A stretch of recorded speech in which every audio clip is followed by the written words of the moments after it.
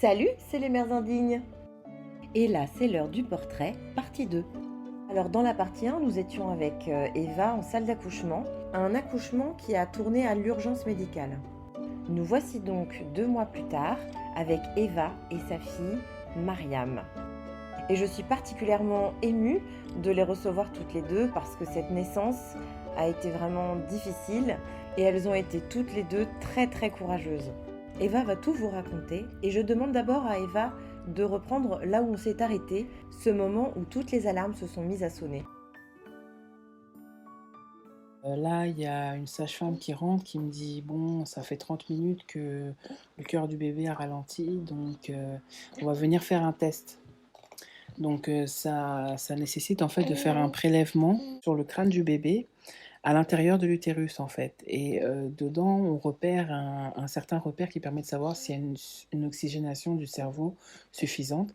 Donc ça s'appelle un test de lactase et donc là, elle rentre avec, une autre personne, un peu rapidement quand même. Puis là, je vois qu'elles font le prélèvement, elles arrivent pas trop bien la première fois, puis finalement, elles voient 10, 12, 15 et là, tu sais, c'est en 10 secondes, tu vois, ça accélère et là, la dame, je vois, elle me fait: «Non, non, là, va falloir qu'on y aille». Elle dit: «C'est maintenant». Elle me débranche tous mes trucs, là, il y a 5 personnes qui rentrent, tu sais, ils ont appuyé sur l'état d'urgence, quoi. Cours dans les couloirs, je me cogne partout, j'arrive dans la salle de césarienne et là ça commence. Bon, j'ai sur le chemin, j'étais un peu paniquée. C'est comme quand tu tu te noies, tu sais, tu te dis: «Il faut que tu restes calme sinon tu vas mourir». Bah, là, je me suis dit pareil, faut que je reste calme, je respire, mais je pleurais parce que là, je m'inquiétais, je savais pas ce qui se passait, surtout pour elle. Ce qui m'est traversé l'esprit à ce moment-là d'ailleurs, c'est que, tu sais, ils te font écrire un formulaire pour savoir ce qui se passe en cas, de complications dans l'accouchement, quelle est la décision et c'est à ce moment-là où, j'avais pris la décision en fait que, ben, moi mon mari m'avait dit: «Mais non, c'est toi qu'on choisit quoi, au pire on pourra refaire notre enfant». Mais là, j'ai eu le doute dans ma tête quelques secondes. Ça, c'était un truc assez spécial que où là en fait, dans la douleur quand ils ont poussé la et que j'avais mal et puis que la péridurale était pas complète et tout, ben, toute la douleur, je l'ai supportée pour qu'elle, elle vive, en fait et je m'étais oubliée, en fait, dans ce moment-là. Comme quoi, quand on fait ce choix-là en prévision, sur un document signé, ben et qu'on en a parlé avec son entourage, mais qu'en fait, sur le moment, on est peut-être même prêt à laisser sa place, c'est je pense qu'il y a qu'une maman qui peut faire ça. Et ça, c'est un des éléments, de justement la maternité, de la féminité que j'ai appris via cette expérience d'accouchement, quoi.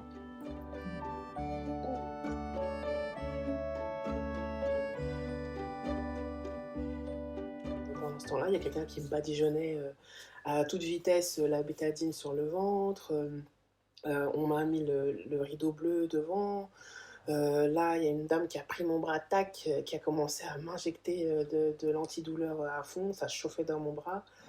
Puis là, j'ai senti la lame passer sur mon ventre.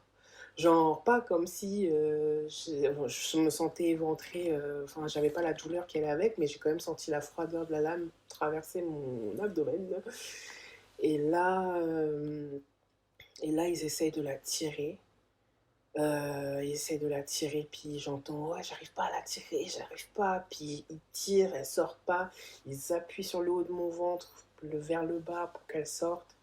Et puis il tire à droite et à gauche, mon corps fait comme ça, il tangue et tout, il tire, il tire, il tire. Et là j'entends un petit et rien, et il l'emmène.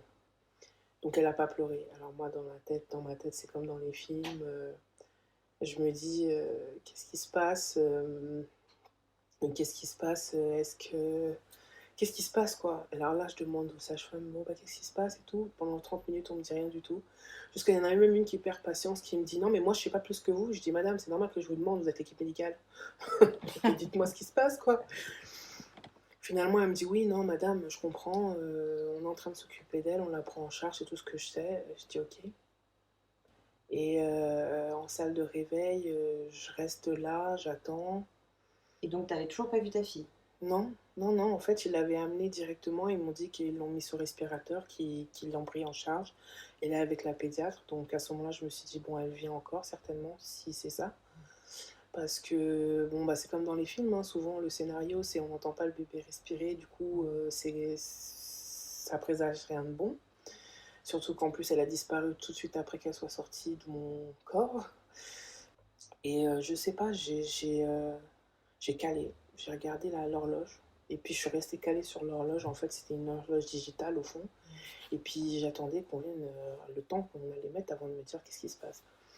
Fait que là, on me dit oui, elle est prise en charge. Il y a le pédiatre qui est en train de prendre en charge. Donc ça, c'était comment dire, l'infirmière qui était dans la salle de réveil, qui me donnait cette information de manière régulière, comme pour maintenir, dire que bon, au moins elle vit. Et à un moment donné, là, il y a une gynéco et sage-femme, je pense, qui viennent me voir. Et elles viennent me voir, la médecin qui me parle se gratte le cou.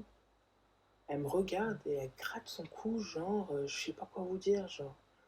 Et là, je me suis dit, bon, faut qu'elle accouche, là, il y a quoi? Et là, elle me dit, c'est pas de votre faute. Ok, avance. Et elle me dit, ben, en fait, il a eu une anoxie, ça s'appelle, donc c'est le passage de l'oxygène dans le placenta qui s'est pas fait correctement à un moment donné. Et donc, du coup, elle a manqué d'oxygène à un moment donné.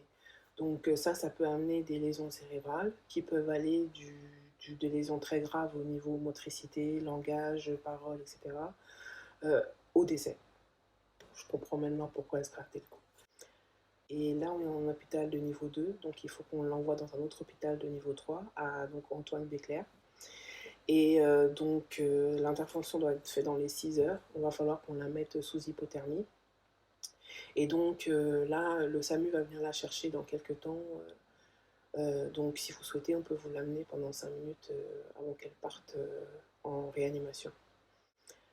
Donc là, il l'amène. Il l'amène, genre. Euh, Et puis, il me la laisse 5 minutes, mais tu sais, je savais pas à ce moment-là.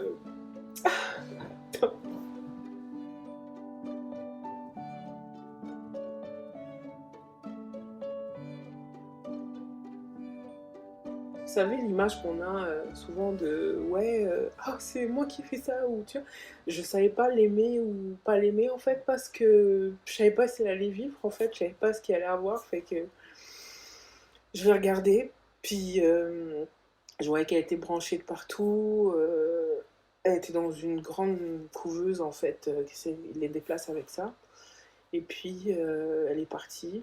Le temps dans la salle de réveil à attendre déjà qu'on vienne la chercher, les 4 heures là ont été super longs. Puis comme j'étais sous morphine en même temps, j'avais eu ça, je regardais la montre, mais l'heure passait bizarrement. Enfin, je sais que je suis restée bloquée. Je suis restée bloquée, genre sans savoir trop réaliser, des fois réaliser et puis pleurer. Et puis donc ils l'ont mis 70 heures en hypothermie et le samedi qui suit, donc 72 heures après, il devait la réveiller et réévaluer ses constantes. En fait, cette hypothermie permettait de préserver son cerveau sur son activité pour les organes, en fait, pour qu'elle ne sollicite pas trop ses organes, en fait. Donc, du coup, je suis restée à l'hôpital pendant ce temps-là parce que j'étais en isolement à cause du Covid. Donc, je suis restée à l'hôpital seule 9 jours à voir de temps en temps, bon, j'ai appelé l'hôpital, heureusement, quand ils appellent, ils mettent vraiment à l'aise les parents, ils disent ce qui se passe, etc. Donc ils me disaient qu'elle allait bien. J'ai dû attendre 48 heures après son réveil hypothermie pour qu'il lui fasse l'IRM pour savoir si elle avait des lésions graves ou non. On va dire du jeudi jusqu'au lundi soir suivant, 4 jours, sans savoir qu'est-ce qu'il en était. Pendant ces 4 jours, je me suis dit qu'il fallait que je sois positive. Tout mon entourage me disait sois positive, on va tous prier, je priais beaucoup, puis je suis restée stoïque. On peut vraiment dire ça, stoïque. Je suis restée stoïque pendant ces 4 jours. La veille de l'IRM, là, je me suis mise à regarder Internet sur le problème qu'elle a eu, et là, l'horreur, tout ce que je voyais sur Internet, c'était catastrophe, scénario catastrophe. Et je me souviens que là, j'ai vu une infirmière, je lui ai dit ça, elle me dit mais il faut jamais faire ça parce que sur Internet, c'est pas les bonnes nouvelles qu'on vous donne, c'est ce qui s'est mal passé justement. Et là, j'ai dit, ouais, j'ai fait l'erreur de faire ça. Donc, j'ai dit, bon, vas-y, calme. Reste calme, encore une fois, et puis ça va aller. Je dormais pas, par contre, j'ai vraiment pas beaucoup dormi. C'était ça qui était le problème. Il y a des fois où je, je piquais du nez, et puis je m'endormais, mais je voulais même pas dormir, en fait. Et finalement, le lundi, ils m'ont dit que non, Dieu merci, l'IRM, ça va. Il n'y a rien d'inquiétant, on ne relève pas quelque chose de particulier. Donc là, soulagement. Et là, j'ai dit, ben, récupère, pose-toi, récupère, toi, mets-toi en forme parce que tu dois gérer maintenant une vie qui est arrivée difficilement.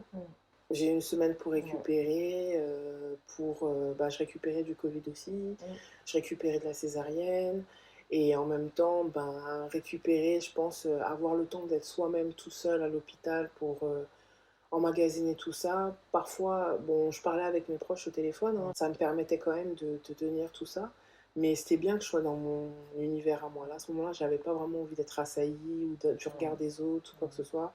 Comment tu as récupéré justement du coup? Est-ce que tu as été accompagnée à la maternité? Ben, tu sais, en isolement, les gens, quand ils rentrent avec tout leur attirail, là, les lunettes, le casque, les charlottes. Donc, ils sont pas là tout le temps pour toi. Ils sont juste là pour faire les soins, voir les constants toutes les 4 heures, t'amener ton repas.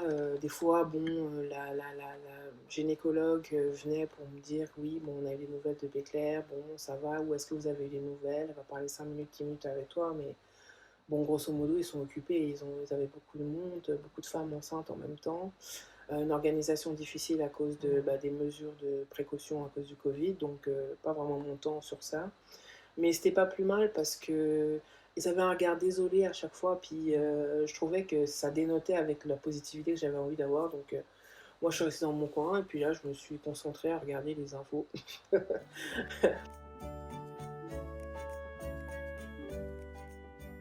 me sens arnaquée quand même, parce qu'on nous parle toujours de l'avant, mais on ne nous parle jamais de l'après. Et là, je me suis dit, les tranchées, déjà, le terme traduit bien un truc assez hardcore, je trouve. Et en fait, c'est vrai que, ben écoute, elle me dit, ouais, faut que vous fassiez des gaz, madame. Sauf que les gaz, là, en question, ça fait super mal. Et puis, des fois, je toussais, donc il fallait que je tienne comme, tu sais, t'as comme les organes, je pense, qui se baladent un petit peu, là, après ton accouchement. Du coup, quand je toussais à cause du Covid, des fois, j'avais des petites toux, pas trop, heureusement. Bah, fallait que je tienne mon ventre, sinon ça me faisait horriblement mal. Et après, bon, le pire, c'était la première douche. J'avais vraiment besoin de prendre une douche, par exemple, de me laver de tout ça, là. Et la première douche, incapable de faire ça toute seule. T'as l'infirmière qui est là, qui te porte, qui te tient, tu vas aux toilettes avec elle, elle te prend la douche, limite c'est elle qui te lave parce que tu peux pas faire ces gestes-là. Et là, je trouve ça super désagréable, donc elle l'a fait une fois et après j'ai dit c'est bon, je vais me débrouiller. Parce que genre c'est comme le passage où j'aimais pas trop ça, de me sentir invalide quoi. Le sang qui coulait, bon, continuellement, ça oui, c'était vraiment les tranchées. Donc là, ouais, bah, tu changes ta truc tout le temps. Et le problème, c'est qu'il faut que tu te lèves du lit à chaque fois pour aller faire pipi. Enfin, heureusement, la sonde, ils l'ont gardée, mais ils l'ont pas gardée longtemps. En fait, ils me l'ont retirée. J'avais limite envie de leur dire, vous voulez pas me laisser la sonde 2 jours encore, s'il vous plaît? Parce que se lever avec la cicatrice. Et puis vraiment, l'appui qu'ils avaient fait, enfin, moi, je sentais que j'avais mal partout au corps. Et j'avais vraiment du mal à me lever, du mal à marcher. Et c'est là où je me suis fait les bras, hein, parce que je peux dire que même quand je suis rentrée à la maison, en me levant la première matin à la maison, je cherchais la poignée au-dessus pour me lever, parce que c'était ça qui me permettait de me lever, de me redresser. Je ne peux pas dormir sur le côté, il fallait que je dorme sur le dos. Je ne suis pas quelqu'un qui prend des médicaments, des antidouleurs, mais là ils m'ont proposé la morphine, j'ai dit oui, parce que là franchement, l'antidouleur, ça ne fonctionne pas assez. Mais en fait, je me suis dit aussi que on ne peut pas accoucher sans douleur. On ne peut pas donner la vie sans ressentir de la douleur. Il faut qu'on passe par cette... ça fait partie de la vie. Ça fait partie de ce passage-là. Et que ça soit avant, que ça soit aux contractions, que ça soit à l'accouchement même, que ça soit après dans les tranchées, il y a un moment donné où on va ressentir une douleur importante et qu'il faudra dépasser pour sa maternité.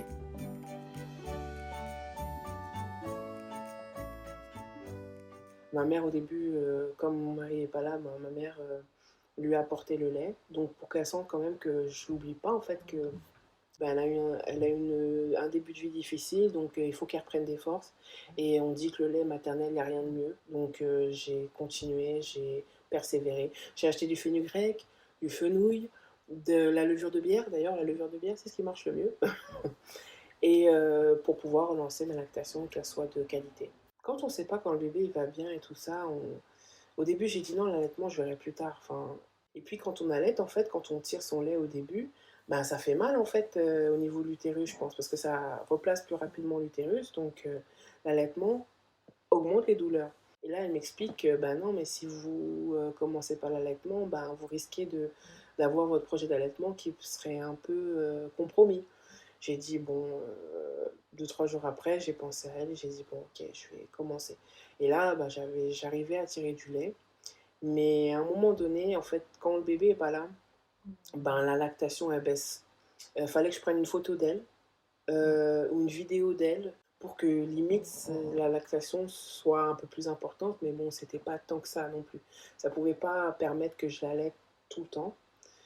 Mais je voulais lui donner des forces, je voulais qu'elle sente que je suis là, même si je suis pas là. Donc j'ai continué quand même à tirer mon lait et à lui apporter. Elle se nourrissait avec une sonde. Et la sonde, en fait, ça met 1 heure de temps pour la nourrir. Et puis, quand elle tète, même le biberon, elle s'endormait, en fait. Ça lui demandait beaucoup d'énergie au début. Donc, en fait, l'allaitement au sein, pour la mettre, elle, au sein, c'était compliqué. J'ai dû le faire que quand elle est arrivée en néonatalité, peut-être 15 jours après. C'est là où j'ai commencé à lui donner le sein, avec un bout de sein, parce qu'elle ne pouvait pas attraper le sein normalement. Et à chaque fois que je lui donnais, 3-4 tétées, et puis elle s'endormait. Et du coup, elle ne mangeait pas ses quantités en tétant. Donc il fallait à chaque fois rajouter la sonde. Donc on a eu un travail quand même de plus d'1 mois et demi pour équilibrer son alimentation, pour qu'elle se remette à manger des quantités normales. Et encore, ce n'est qu'il y a une semaine que ça s'est rétabli à peu près. Donc du coup, le projet d'allaitement complet n'a pas pu se faire. Mais on a quand même ce moment toutes les deux. Parce qu'aujourd'hui, elle me le demande plus l'allaitement comme une tétine.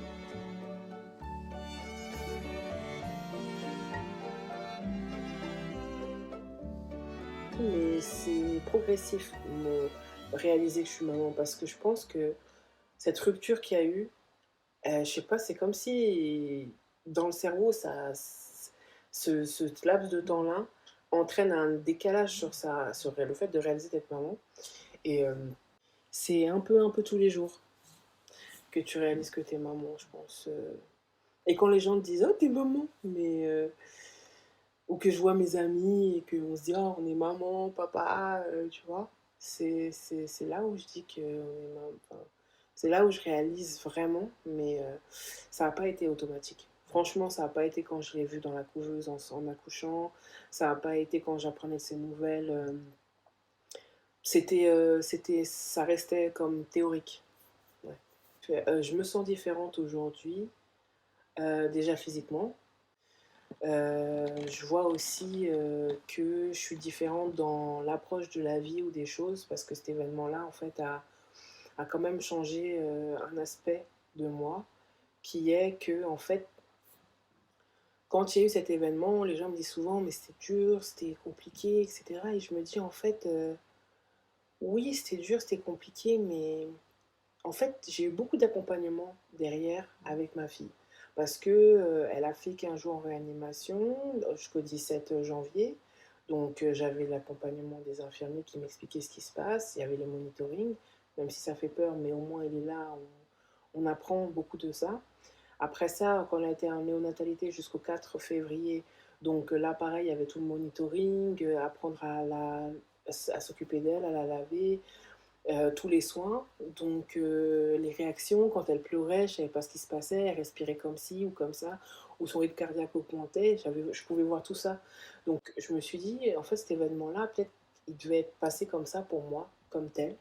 Parce qu'en fait, moi qui suis un peu, qui ai besoin d'être sécurisée, enfin de comprendre tout ce qui se passe pour bien gérer quelque chose, et que ça me faisait peur cette partie-là, Ben, en fait, pendant pratiquement 1 mois et demi, 2 mois, j'ai pu avoir l'accompagnement des équipes médicales jusqu'à la maison avec l'HAD pendant 3 semaines. Et du coup, ça m'a mis en confiance dans mon rôle de maman. Et je pense que pour cet événement à philosophie, mais ça, c'est ma cousine en fait qui m'a raconté son histoire, qui m'a catalysé ce sentiment-là. Parce que elle, en bref, elle a eu le Covid aussi, elle a eu sa fille, elle est décédée en 25 jours. Et en fait, elle, c'est une personne qui a des problèmes de reins, qui a été greffée, qui a rejeté une greffe. Aujourd'hui, elle a 38 ans. Et en fait, quand sa fille est décédée, ben, tous ses anticorps, on a fait une analyse, ils sont partis, elle a pu avoir une greffe, elle a eu un appartement, elle a tout eu, elle dit, j'ai profité, j'aurais jamais cru que j'aurais eu un enfant, j'ai profité pendant 25 jours, et après ça, elle est partie avec mes anticorps, j'ai pu avoir ma greffe et mon appartement.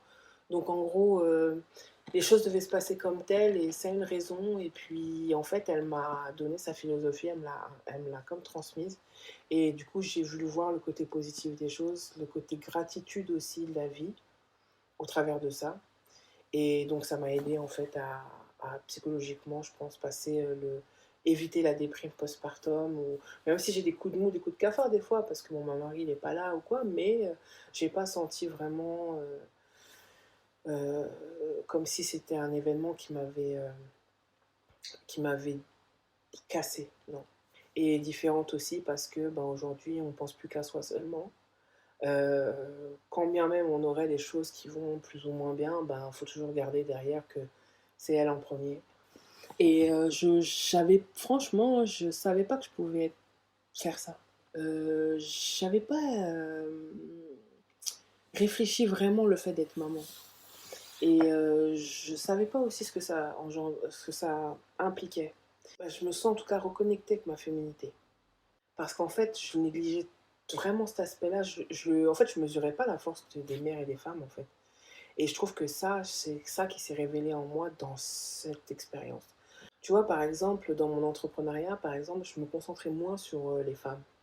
J'étais plus ben, une femme qui va dans des métiers d'hommes. Mais aujourd'hui, j'ai vraiment envie de faire un projet pour les femmes. Je me suis dit vraiment, les femmes, j'ai commencé à comprendre les congés de maternité. La durée du congé de maternité de 10 semaines, je trouve ça trop court. Le fait d'être dans le métro avec sa poussette et d'avoir besoin de soutien. Et puis être mère seule. Moi, c'est parce que mon mari, il n'est pas là, il gère les activités au pays, j'ai ma mère. Mais je dis mère célibataire, c'est, on se rend pas compte le poids que c'est. Moralement, physiquement, surtout moralement. Pour moi, c'est elles qui sont les plus fortes. C'est là où je l'ai compris, vraiment. La femme. Comment la création de la femme, en fait. Je m'étais jamais posé cette question-là avant. Je me voyais pas, en fait, je n'avais pas cette considération-là. Mais là, j'ai découvert la femme avec mon accouchement, franchement. Ça, c'est vraiment une découverte dans ma vie, je trouve. Et en plus, tu as fait une femme. Oui, Une future et en femme. plus, ouais, c'est ça. Sur la femme, la féminité. Dans nos cultures africaines, on a plus de tabous. Bon, tout ce qui est l'aspect à l'accouchement, enfin tout ça, c'est un peu tabou, du moins c'est pas discuté. Et je pense que c'est peut-être important de le faire assez tôt. La conscience de son corps, la conscience de son potentiel et tout. Vu que ça a changé pour moi, bah, je pense que c'est ce que j'inculquerai différemment à ma fille, quoi.